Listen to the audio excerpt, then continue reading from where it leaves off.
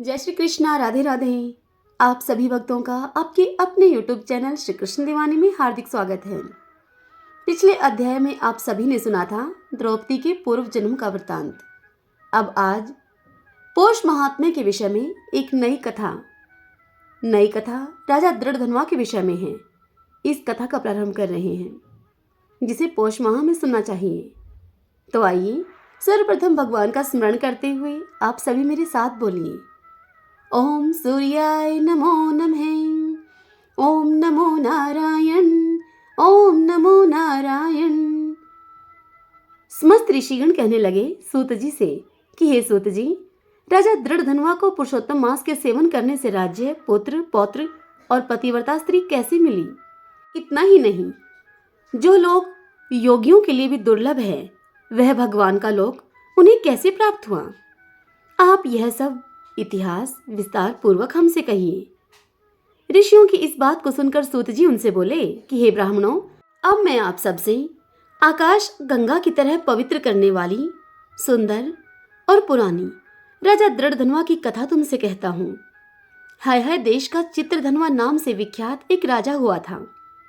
उस राजा का पुत्र महातेजस्वी, सभी गुणों से युक्त, सत्य बोलने वाला, धार्मिक दृढ़धनवा के नाम से विख्यात हुआ।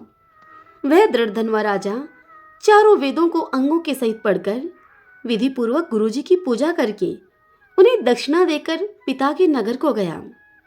अपने नगर में रहने वालों को नेत्र का आनंद उत्पन्न करते हुए उसने अपने पिता को अर्थात राजा चित्रधनवा को अत्यंत प्रसन्न किया।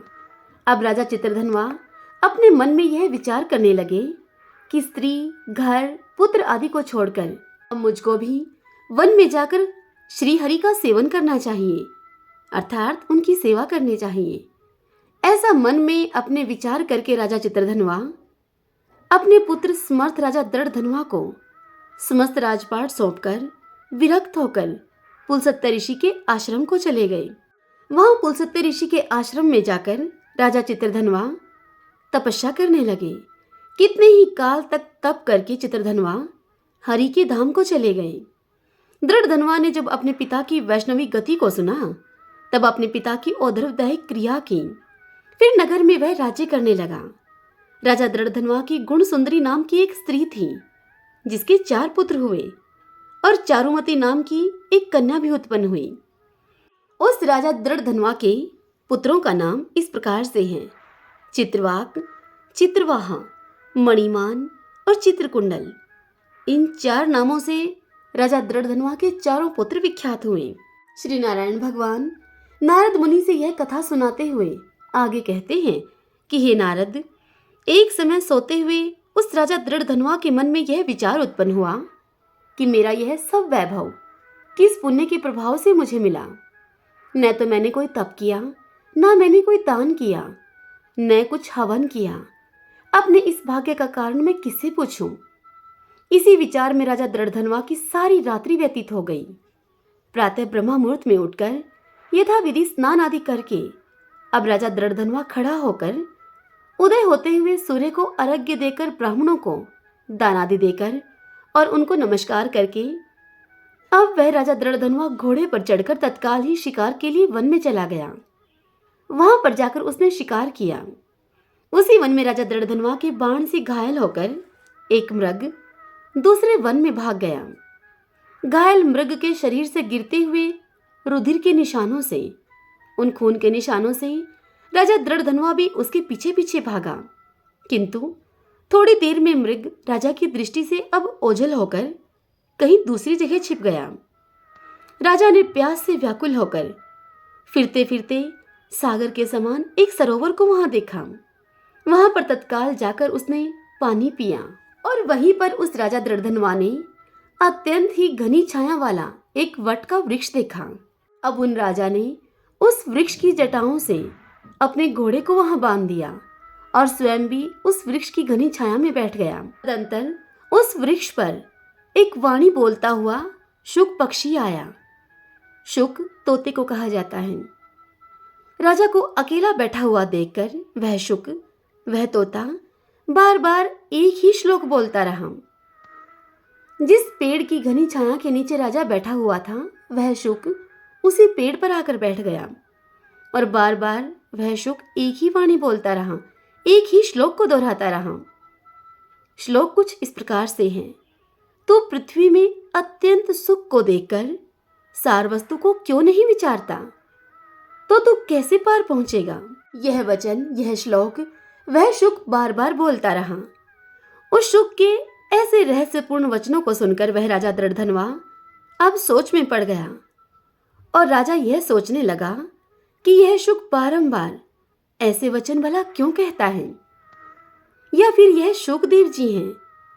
मुझ मूढ़ बुद्धि को संसार सागर में डूबा हुआ देखकर, मुझको भगवान श्री कृष्ण का भगत समझकर मुझ पर कृपा करके मेरा उद्धार करने के लिए आए हैं। अब राजा दृढ़धनवा इसी विचार में था कि पीछे से उस राजा की ही सेना आ गई। वह तोता तो राजा को उपदेश देकर उस वृक्ष से अंतर्ध्यान हो गया और राजा दृढ़धनवा अब अपने नगर में आकर शुक के कहे हुए उन वाक्यों को स्मरण करता रहा। हरि ओम तत्सत, ओम सूर्याय नमो नमः, ओम नमो नारायण, ओम नमो नारायण। भगतजनों, इस अध्याय की कथा यहीं पर पूर्ण हुई। इससे आगे की कथा कल हम अगले अध्याय में सुनेंगे। आज के अध्याय की यह कथा आप सबको कैसी लगी? पसंद आई हो तो वीडियो को लाइक करें, अपने अपनों के साथ शेयर करें और कमेंट बॉक्स में जय श्री कृष्णा लिखिए। आइए अब हम श्रीमद् भगवद गीता के आज के ज्ञानोपदेश को श्रवण करें। ओम श्री परमात्मने नमः। अर्जुन श्री भगवान से कहते हैं, हे पुरुषोत्तम, वह ब्रह्म क्या है, अध्यात्म क्या है, कर्म क्या है, अधिभूत नाम से क्या कहा गया है और अधिदैव किसको कहते हैं? हे मधुसूदन, यहाँ अधियज्ञ कौन है और वह इस शरीर में कैसे है, तथा युक्त चित्त वाले पुरुषों के द्वारा अंत समय में आप किस प्रकार जानने में आते हैं? तब श्री भगवान ने कहा, हे अर्जुन, परम अक्षर ब्रह्मा है। अपना स्वरूप अर्थात जीवात्मा अध्यात्म नाम से कहा जाता है तथा भूतों के भाव को उत्पन्न करने वाला जो त्याग है वह कर्म नाम से कहा गया है। उत्पत्ति विनाश धर्म वाले सब पदार्थ अधिभूत हैं। हिरण्मय पुरुष अधिदैव है और हे देहधारियों में श्रेष्ठ अर्जुन, इस शरीर में मैं वासुदेव ही अंतर्यामी रूप से अधियज्ञ हूँ। जो पुरुष अंत काल में भी मुझको ही स्मरण करता हुआ इस शरीर को त्याग कर जाता है वह मेरे साक्षात स्वरूप को प्राप्त होता है, इसमें कुछ भी संशय नहीं है। हे कुंती पुत्र अर्जुन, यह मनुष्य अंत काल में जिस जिस भी भाव को स्मरण करता हुआ अपने शरीर का त्याग करता है उसको ही प्राप्त होता है वह, क्योंकि वह सदा उसी भाव से भावित रहा है। इसलिए हे अर्जुन, तू सब समय में निरंतर मेरा स्मरण कर और युद्ध भी कर। इस प्रकार मुझ में अर्पण किए हुए मन बुद्धि से युक्त होकर तू निसंदेह मुझको ही प्राप्त होगा। हे पार्थ, यह नियम है कि परमेश्वर के ध्यान के अभ्यास रूप योग से युक्त दूसरी ओर न जाने वाले चित्त से निरंतर चिंतन करता हुआ मनुष्य परम प्रकाश में दिव्य पुरुष को अर्थात परमेश्वर को ही प्राप्त होता है। जो पुरुष सर्वज्ञ, अनादि, सबके नियंता, सूक्ष्म से भी अति सूक्ष्म, सबके धारण पोषण करने वाले अचिंत्य स्वरूप, सूर्य के सदृश नित्य चेतन प्रकाश रूप और अविद्या से अति परे शुद्ध सच्चिदानंद घन परमेश्वर का स्मरण करता है। वह भक्ति युक्त पुरुष अंत काल में भी योग बल से भ्रकुटी के मध्य में प्राण को अच्छी प्रकार से स्थापित करके फिर निश्चल मन से स्मरण करता हुआ उस दिव्य रूप परम पुरुष परमात्मा को ही प्राप्त होता है। वेद के जानने वाले विद्वान जिस सच्चिदानंद घन स्वरूप परम पद को अविनाशी कहते हैं, आसक्ति रहित यतनशील सन्यासी महात्मा जन जिसमें प्रवेश करते हैं और जिस परम पद को चाहने वाले ब्रह्मचारी लोग ब्रह्मचार्य का आचरण करते हैं, उस परम पद को मैं तेरे लिए संक्षेप से कहूंगा। सब इंद्रियों के द्वारों को रोककर तथा मन को हृदय में स्थिर करके फिर उस जीते हुए मन के द्वारा प्राण को मस्तक में स्थापित करके परमात्मा संबंधी योग धारणा में स्थित होकर जो पुरुष ओम इस एक अक्षर रूप ब्रह्मा को उच्चारण करता हुआ और उसके अर्थ स्वरूप मुझ निर्गुण ब्रह्मा का चिंतन करता हुआ अपने शरीर का त्याग कर जाता है, वह पुरुष परम गति को प्राप्त होता है। हे अर्जुन, जो पुरुष मुझ में अनन्यचित होकर सदा ही निरंतर मुझ पुरुषोत्तम को स्मरण करता है, उस नित्य निरंतर मुझ में युक्त हुए योगी के लिए मैं सुलभ हूँ, अर्थात उसे सहज ही मैं प्राप्त हो जाता हूँ। परम सिद्धि को प्राप्त हुए महात्मा जन मुझको प्राप्त होकर दुखों के घर एवं क्षणभंगुर पुनर्जन्म को नहीं प्राप्त होते। हे अर्जुन, ब्रह्मालोक पर्यंत सब लोग पुनरावर्ती हैं, परंतु हे कुंती पुत्र, मुझको प्राप्त होकर पुनर्जन्म नहीं होता, क्योंकि मैं कालातीत हूँ और ये सब ब्रह्मा आदि के लोग काल के द्वारा सीमित होने से अनित्य हैं। ब्रह्मा का जो एक दिन है उसको 1000 चतुर्युगी तक की अवधि वाला और रात्रि को भी 1000 चतुर्युगी तक की अवधि वाली जो पुरुष तत्व से जानते हैं, वे योगी जन काल के तत्व को जानने वाले हैं।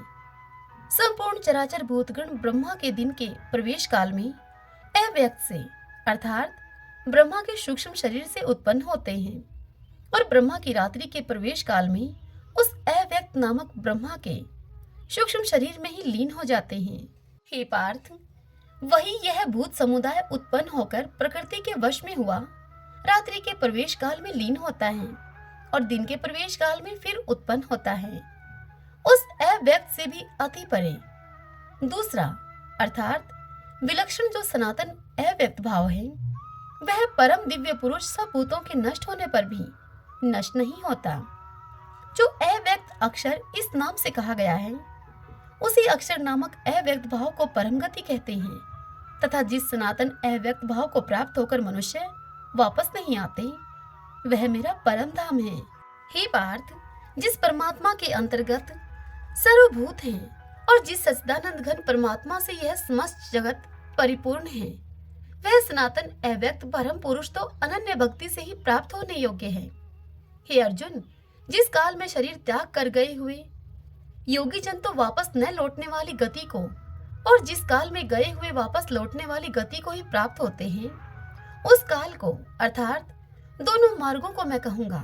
जिस मार्ग में ज्योतिर्मय अग्नि अभिमानी देवता है, दिन का अभिमानी देवता है, शुक्ल पक्ष का अभिमानी देवता है और उत्तरायण के 6 महीनों का अभिमानी देवता है, उस मार्ग में मरकर गए हुए ब्रह्मावेता योगी जन उपयुक्त देवताओं द्वारा कर्म से ले जाए जाकर ब्रह्मा को प्राप्त होते हैं।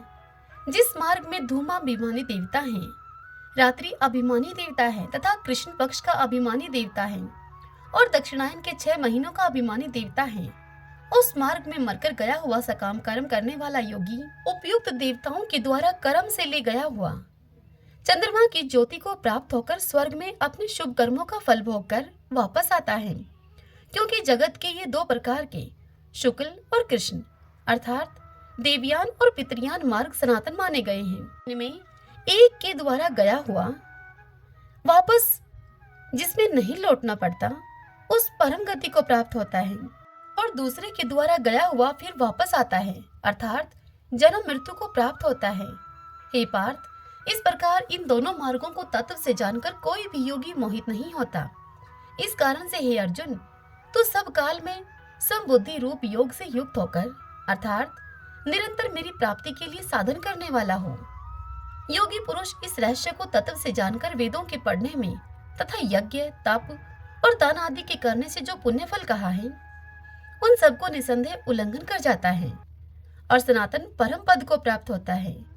श्रीमन नारायण नारायण हरि हरि, भजमन नारायण नारायण हरि हरि।